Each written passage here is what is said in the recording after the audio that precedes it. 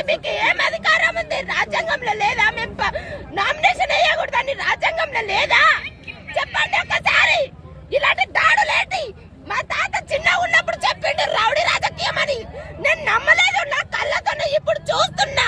ఇది కరెక్టేనా ఇలా దాడులు చేయడం? 18 ఏళ్ల పిల్లగాడు వాడు, వాడికి ఏం తెలియదు. వాడి పైన దాడులు ఎట్లా చేస్తారన్న మీరు? చిన్న పిల్లగాడిని 5-6 మందిని పెట్టి ఎట్లా కొట్టేస్తారు మీరు? ఇంత కూడా కనికరం లేదా? ఇలాంటి బెదిరింపులు కాదు. ఒకసారి మీ కాన్స్టిట్యున్సీలో అభివృద్ధి ఎలా ఉందో ఒకసారి చూసుకోండి.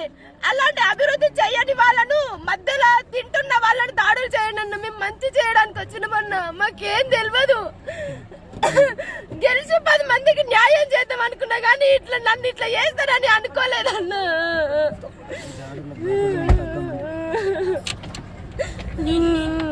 ఏడోకమ్మా, ధైర్యంగా ఆయన అన్నం పెడుతున్నాడు సార్. మా తమ్ముడు ఎనికిలో వచ్చి అన్నం పెడుతున్నాను గుంజి కొడితే మాకు ఎట్లుంటది అన్న? అందరికంటే చిన్న పిల్లగాడు వాడు మా ఇంట్లో. మాకు ఎంత బాధ అనిపిస్తుంది అన్న.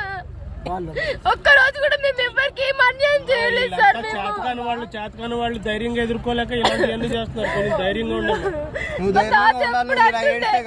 రాజకీయంలో అంటే రౌడీయిజం అని నేను ఇప్పుడు చూస్తున్నా. ఇప్పుడు అవన్నీ లేవనుకున్నా కానీ నా కళ్ళతో చూస్తే కానీ నేను నవ్వలేకపోతున్నా. కొంచెం అక్కడ నీళ్ళు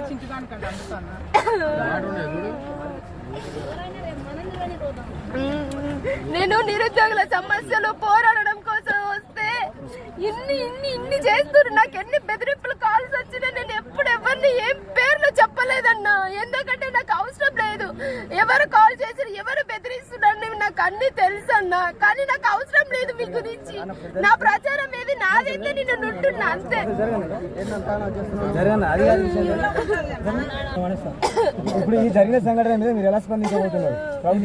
ప్రచారాన్ని మమ్మల్ని చేసుకోనివ్వండి. మా పైన దాడులు చేయడం కాదు.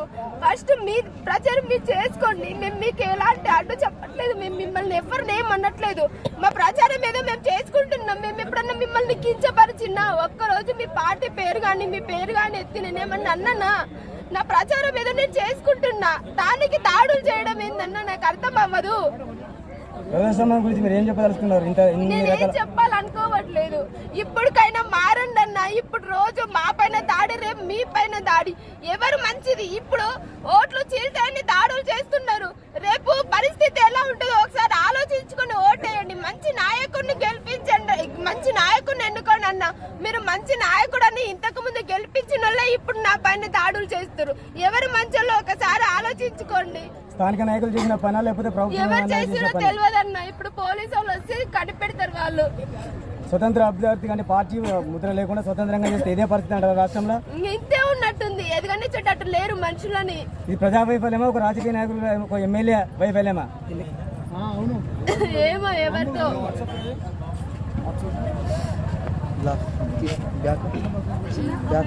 పోలీస్ ప్రొటెక్షన్ కోసం అడుగుతాము.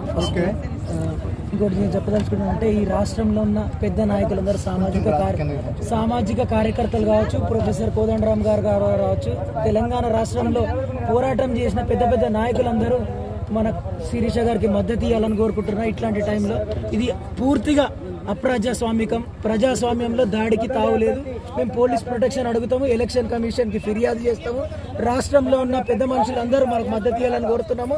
రాష్ట్ర ప్రజలు కూడా ఒక్కసారి ఆలోచించాలి. ఈ దుర్మార్గమైన రాజకీయాన్ని ఇంకా మనం కంటిన్యూ చేయకూడదు. వాళ్ళకి బుద్ధి చెప్పేలాగా ఎలక్షన్ రిజల్ట్ ఉండాలి. ఈ చిన్న దాడులకు భయపడి మేము వెనుకకు జరగము. మాకు రాజ్యాంగం హక్కు ఇచ్చింది, పోటీ చేసే హక్కు ఇచ్చింది, ప్రశ్నించే హక్కు ఇచ్చింది, నిరుద్యోగుల కోసం పోరాడే హక్కు ఇచ్చింది, పోటీ చేసే హక్కు ఇచ్చింది. ఖచ్చితంగా ఈ ఎన్నికలు ఎన్ని దారుణాలు చేసినా కంటిన్యూ చేస్తాము. ప్రజలకి చేరుకుంటాము.